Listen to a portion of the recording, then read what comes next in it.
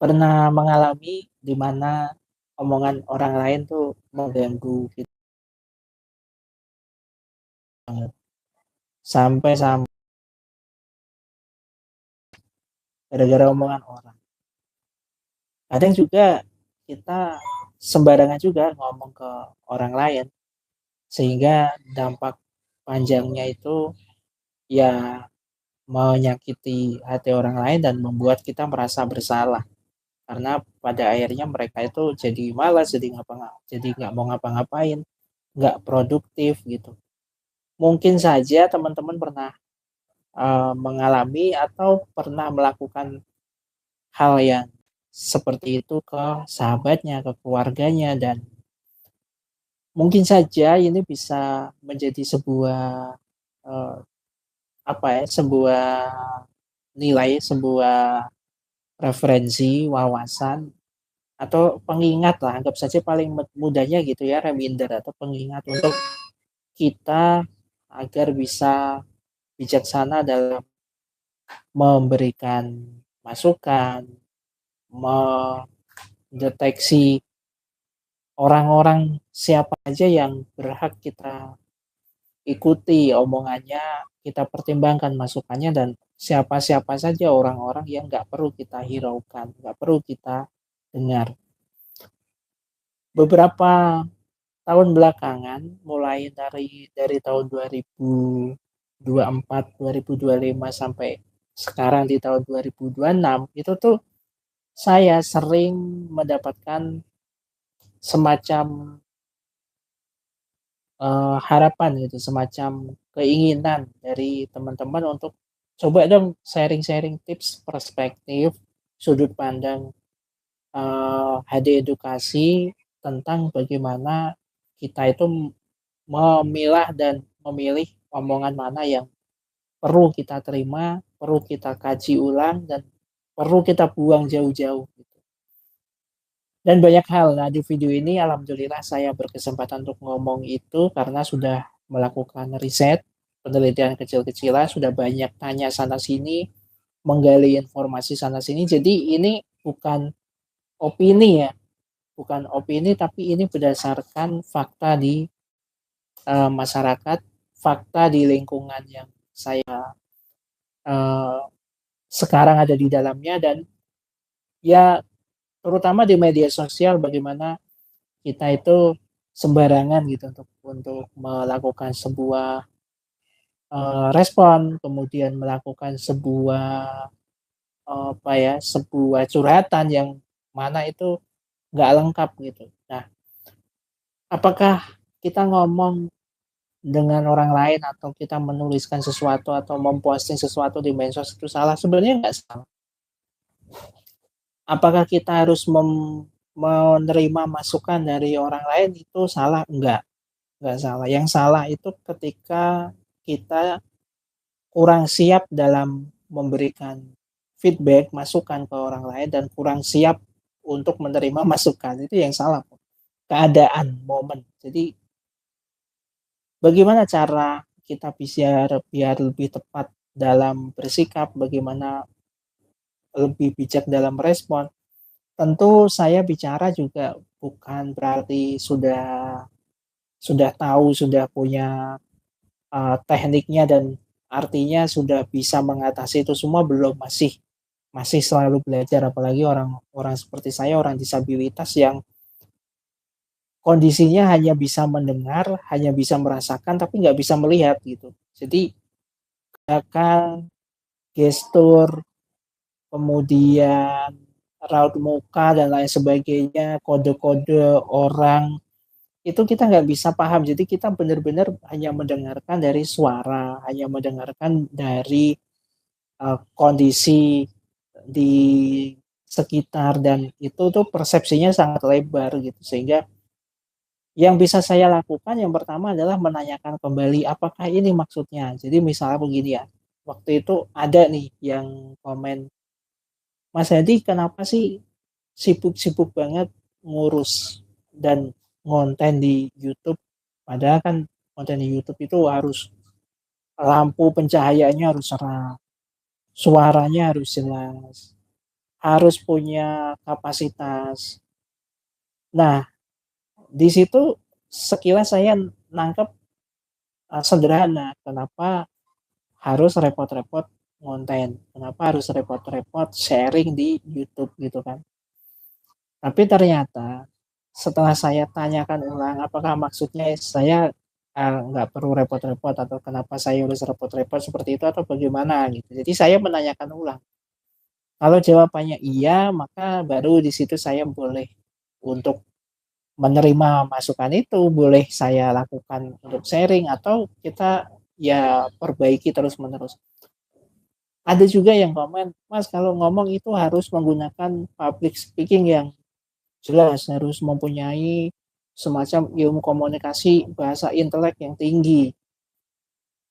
Ya, masukan itu saya nggak dengar karena saya hiraukan. Kenapa?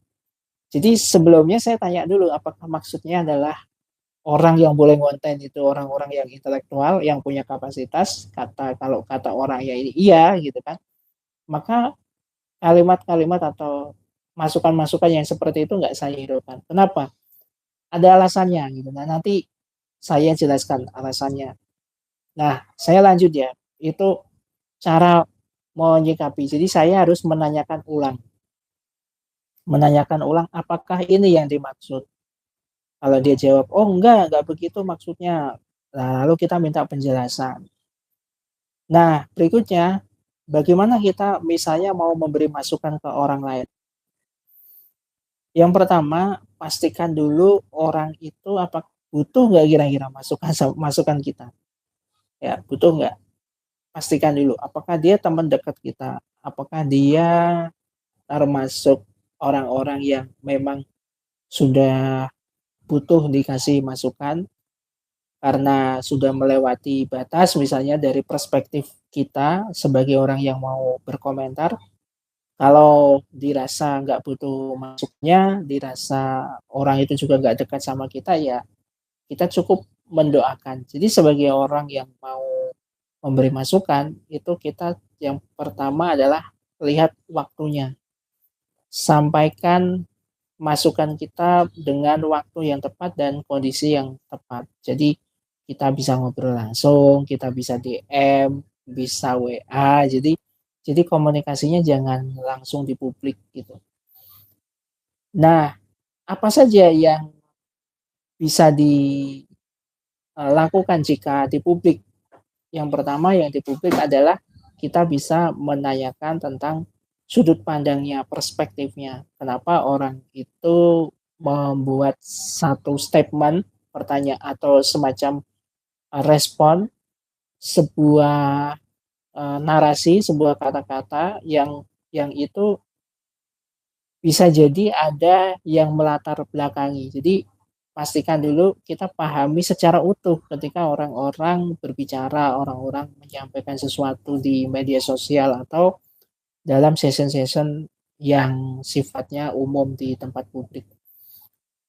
Nah, ini yang terakhir ya. Bagaimana kita itu bisa menjadikan sebuah masukan, menjadikan orang-orang yang support dengan kita itu bisa dengan dua cara. Apakah orang itu benar-benar memberi respon ketika kita menanyakan balik, intinya adalah komunikasi dua arah. Apakah benar orang itu siap membantu ketika kita dalam kesulitan? Jika orang itu siap membantu dan tulus membantu kita, itu kita bisa merasakan. Memang nggak bisa dibuktikan secara physically, nggak bisa diwujudkan, tapi kita bisa merasakan, oh orang ini tulus. Dan ketika orang itu membantu di setiap keadaan, ketika kita sulit maupun ketika kita senang, orang itu ada bersama kita, mau membersamai kita, mau mendengarkan kita, dan minimal memberi masukan dengan cara-cara yang tepat, berarti itu ucapannya, masukannya itu perlu kita pertimbangkan. Nah, kita belajar menjadi orang yang satu nggak sembarangan berstatement, nggak sembarangan juga uh, melakukan sesuatu hal yang sifatnya itu, apa ya, yang sifatnya itu membuat pro kontra atau perdebatan-perdebatan gitu ya.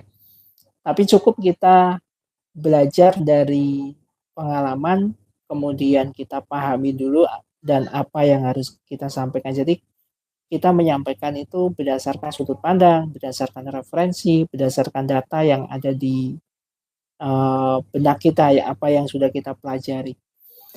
Nah, kenapa tadi saya nggak menghiraukan ketika orang-orang bilang ngapain sih repot-repot konten, ngapain sih harus ngomong di YouTube.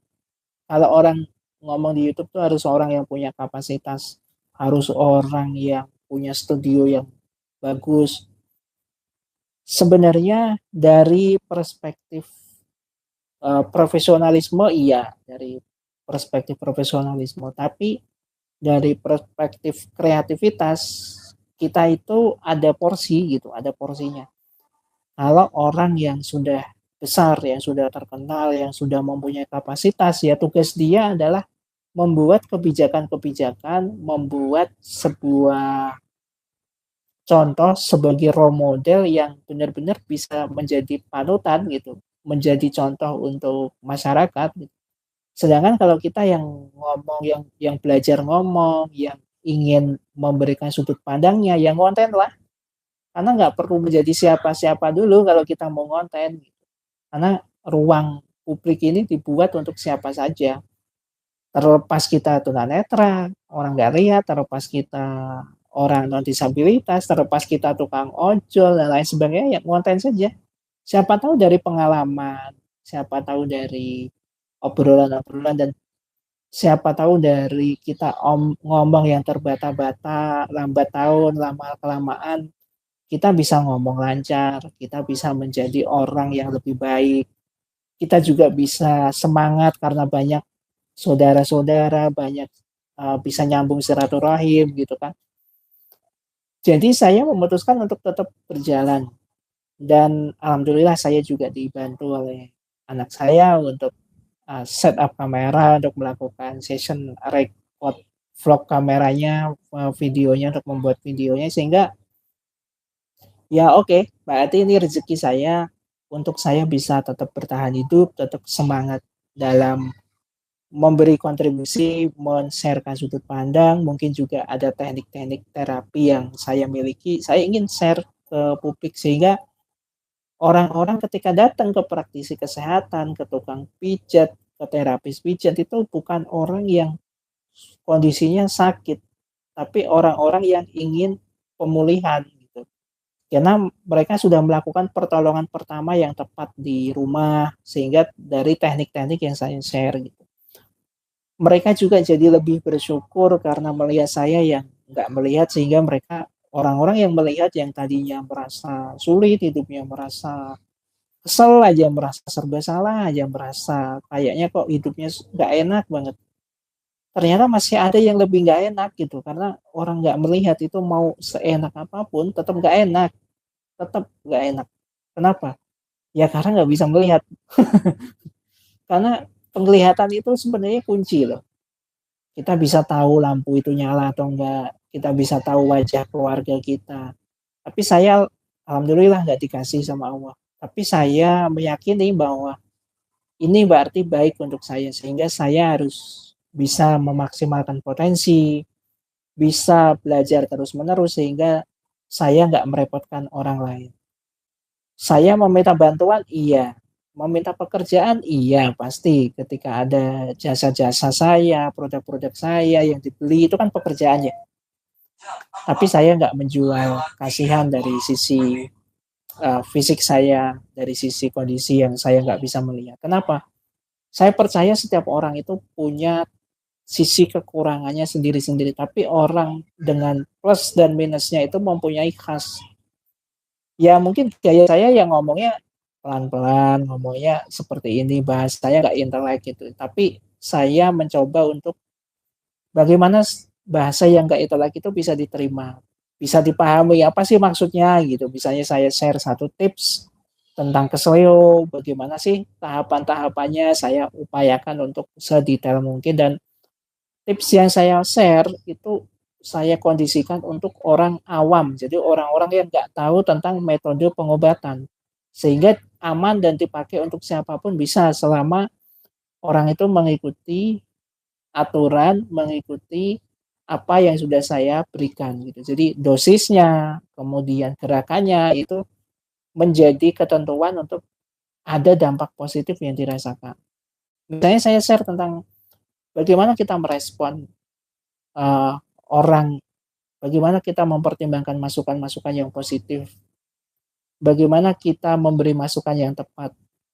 Itu saya share karena berdasarkan pengalaman. Jadi kita ambil kesimpulannya dari obrolan ini, kalau kita ingin mendapatkan nilai positif dari silaturahim, selalu membuat orang lain itu semakin bertumbuh dan membuat diri kita semakin bertumbuh, satu-satunya adalah perhatikan kapan kita bicara, kapan kita diam. Yang kedua, kita sebagai orang yang diberi masukan, itu seharusnya kita juga harus merasakan intuisi kita atau merasakan perasaan kita. Apakah orang ini tulus, benar-benar orang ini sudah sesuai antara omongan atau yang diucapkan itu dengan maksudnya. Jadi kita perlu mengkonfirmasi agar nanti kita nggak salah paham. Dan yang terpenting kita saling mendoakan, kita saling memberi manfaat melalui cara-cara yang kita punya, dan kita mendoakan untuk negara Indonesia ini semakin baik, semakin bertumbuh, masyarakatnya semakin cerdas dan semakin arif, utamanya bijaksana dalam memberi respon-respon baik itu di medsos maupun ketika mereka bersosialisasi di offline atau di uh, dunia nyata atau di sekitarnya. Terakhir, salam sehat tanpa batas. Assalamualaikum warahmatullahi wabarakatuh.